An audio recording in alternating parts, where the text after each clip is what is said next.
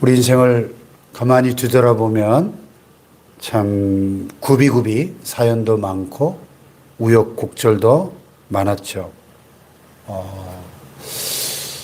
정말 격동의 세월을 살아오지 않았습니까? 참 춥고 배고픈 시절도 지났고 또 자식들 키우랴 참 숨가쁘게 달려오다 보니까 이제 어느새 머리에 허옇게 소리가 내립니다.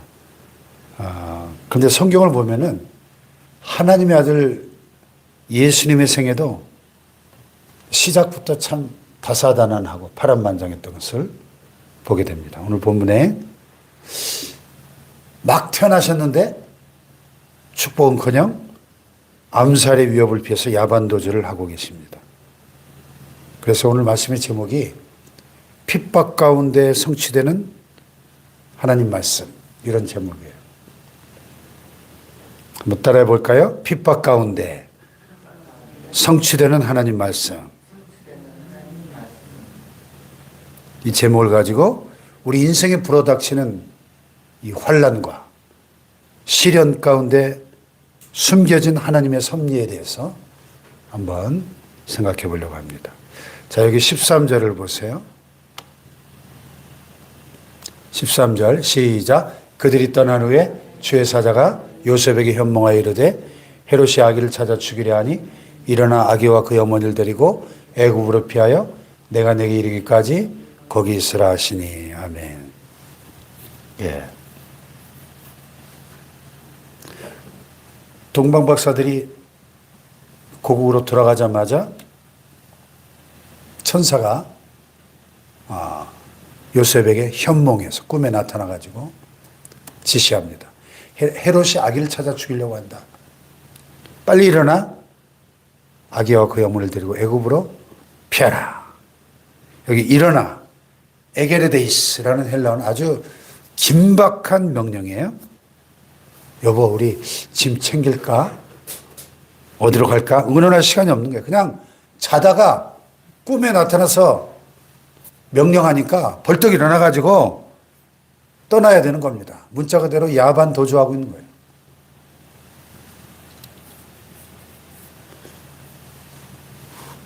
거예요. 그것도 국내가 아니라 해외로 도피하라는 거죠. 해외 도피. 여러분, 우리가 여행 한번 가려고 하면 챙길 게 얼마나 많아요. 약 챙겨야죠. 옷 챙겨야죠. 막 준비할 게 태산인데 그 어린 갓난아기 데리고 한밤중에 국경을 넘어서 가라니 이게 웬 날벼락입니까? 그런데 이 야반도주, 이 피난 속에 놀라운 하나님의 섭리가 숨어 있었다는 겁니다. 15절에 보면은, 자, 15절을 봅시다. 시작. 헤롯이 죽기까지 거기 있었으니 이는 주께서 선지자를 통하여 말씀하신 바 애굽으로부터 내 아들을 불렀다 함을 이루려 하심이라. 예, 이 말씀은 호세아 11장 1절의 성취였다는 것입니다. 애굽으로부터 내 아들을 불렀다. 호세아서에 나오는 말씀인데요. 자, 구약에서 애굽은 어떤 곳이죠? 이스라엘 백성들이 400년 동안 노예 생활하던 고통의 땅이죠. 근데 지금 예수님께는 그 애굽이 고통의 땅이 피난처가 된 거예요. 하나님은 때로 우리의 삶 속에 우리를 가장 낯설고 힘든 곳으로 보내시는 것처럼 보일 때가 있습니다. 근데 세월이 지나고 보면 거기가 가장 안전한 도피성이었음을 깨닫게 될 때가 있습니다. 뭐 젊은 시절에 원치 않게 뭐 지방으로 발령이 난다든지 사업이 잘 안 돼가지고 갑자기 낯선 곳으로 이사가 했다든지 뭐 이런 우리가 원치 않는 그런 일들을 겪었던 상황들을 한번 지난 세월 속에 그 일들을 한번 생각해 보시면 그 당시는 하나님 왜 하필 접니까? 왜 하필 나한테 이런 일이 일어납니까? 했지만 지금 돌아보면 그 덕분에 내가 더 큰 화를 면했고 거기서 귀한 사람들 만나고 또 신앙이 더 성숙했구나 하는 것을 깨닫게 되지 않습니까? 하나님께서 가라 하실 때는 다 이유가 있다는 거예요. 한밤중에 떠나는 피난길조차도 하나님의 말씀이 성취되는 과정이었다고 하는 사실입니다. 아멘. 자, 오늘 본문에 참 가슴 아픈 장면이 하나 나오는데 16절 볼까요? 16절 시작. 이에 헤롯이 박사들에게 속은 줄 알고 심히 노하여 사람을 보내어 베들레헴과 그 모든 지경 안에 있는 산의 아이를 박사들에게 자세히 알아본 그때를 기준하여 2살부터 그 아래로 다 죽이니 그랬어요. 헤롯이 동방 박사들에게 부탁했던 게 있죠. 아기를 찾으면 꼭 나한테 다시 와서 알려달라. 나도 가서 그에게 경배하게 하라. 사실은 죽여버리려고 했던 거죠. 근데 동방 박사들이 안 오니까 아이고 내가 이놈들한테 속았구나. 그냥 대노해가지고 자객들을 보내가지고 군사들을 보내가지고 베들레헴 지경에 2살 아래 갓난아기들 다 죽여버렸다는 거예요. 유아태 학살령을 내린 겁니다. 참 끔찍한 비극이죠. 이 대목에서 우리는 질문하게 되잖아요. 아이 하나님 예수님은 살리셨으면서 왜 그 죄 없는 그 갓난아기들을 그렇게 죽게 내버려 주셨습니까? 근데 이런 질문을 우리가 인생을 살면서 평생 참 많이 던지게 되는 질문이에요. 하나님 왜 저 착한 김 권사님은 암으로 데려가시고 저 못된 인간은 저렇게 떵떵거리고 살게 하십니까? 그럴 때가 있지 않나요? 성경은 이 비극을 예레미야 31장 15절을 인용하면서 설명하는 겁니다. 라헬이 그 자식을 위하여 애곡하는 것이라. 여기서 중요한 사실은 하나님이 이 슬픔을 모르지 않으신다는 겁니다. 하나님은 지금 침묵하시는 것 같지만 이미 예레미야 선지자를 통해서 이 아픔을 기록해 두셨고 그 눈물을 기억하고 계신다는 사실입니다. 여러분 우리 인생에는 때로 설명할 수 없는 슬픔이 있어요. 고난의 신비가 있지 않습니까? 자식이 속을 썩이고 막 건강이 무너지고 또 부도가 나고 때로 교통사고도 나고 그럴 때 우리는 왜? 라고 묻게 됩니다. 근데 여러분 보세요. 본문에 이 악한 세상에 이 헤롯이 굉장히 잔인한 인물이었거든요. 자기 아내도 죽여버리고 자기 아들도 죽여버리고 아무도 못 믿으니까 얼마나 잔인해요. 베들레헴 지경에 2살 아래 갓난아이 다 죽여버리고 이 얼마나 잔인한 짓입니까? 이 악한 권세가 잠시 이기는 것 같지만 결국 그 모든 눈물은 이 거대한 하나님의 구원 역사 속에 기록되고 있다는 사실이에요. 예수님이 이 땅에 오신 이유는 바로 그 눈물을 닦아주기 위해서였다는 것입니다. 할렐루야. 마지막으로 여기 19절 이하에 보면은 헤롯이 죽고 난 다음에 다시 주의 천사가 애굽에서 요셉에게 현몽해가지고 이제 일어나 아기와 그 어머니를 데리고 이스라엘 땅으로 가라. 아기의 목숨을 찾던 자들이 죽었다. 그래서 요셉이 다시 돌아오는데 원래 있던 유대 땅 베들레헴으로 못 가고 어디로 갑니까? 갈릴리 나사렛으로 갑니다.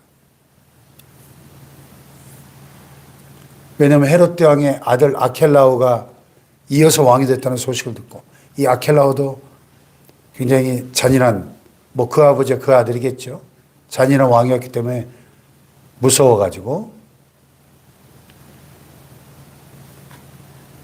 그러자 꿈에 또 지시하심을 받고 갈릴리로 갑니다. 나사렛으로. 당시 나사렛은 정말 별 볼 일 없는 촌동네였습니다. 오죽하면 나다나엘이 빌립에게 그랬잖아요.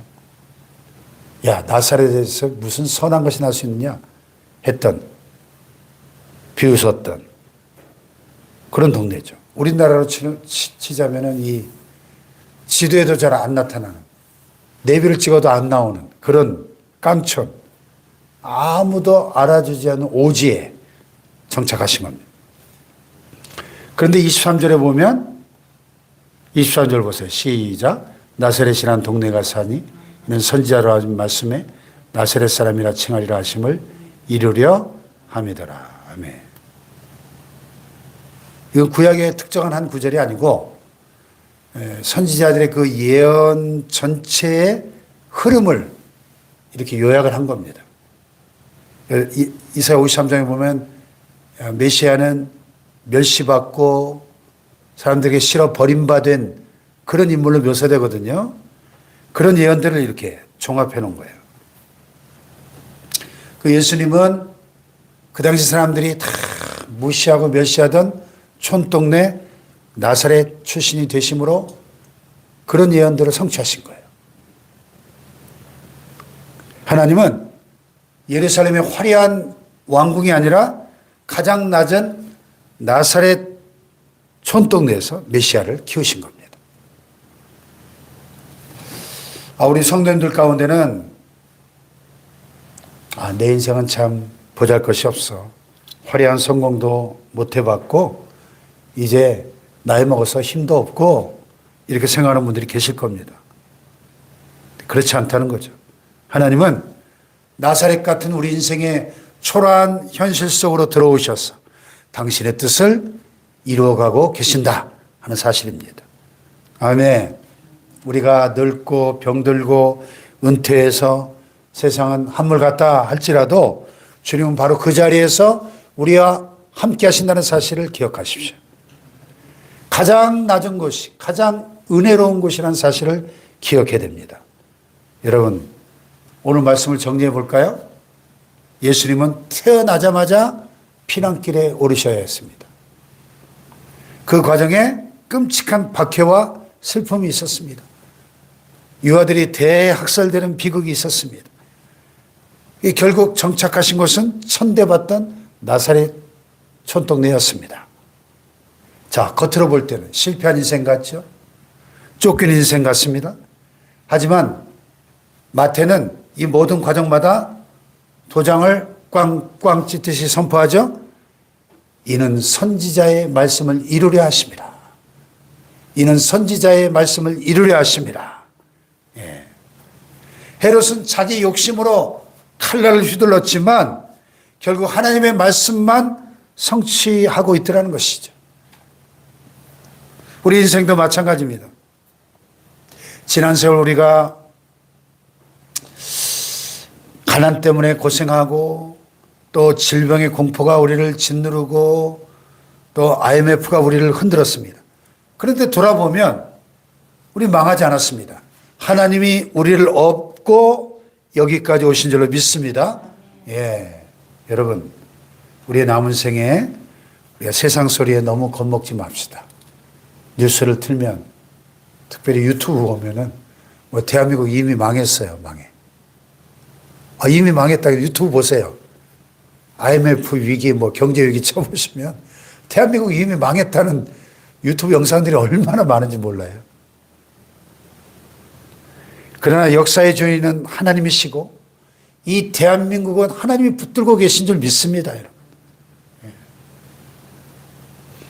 우리 인생의 모든 발걸음, 우리가 비틀거리는 그 순간조차도 하나님의 말씀이 성취되어가는 과정이라는 사실을 믿으시기 바랍니다. 그 믿음 가지고 우리가 오늘도 든든하게 넉넉하게 웃으면서 살아가는 성도님들 되시기를 주님의 이름으로 축원합니다. 기도하십시다.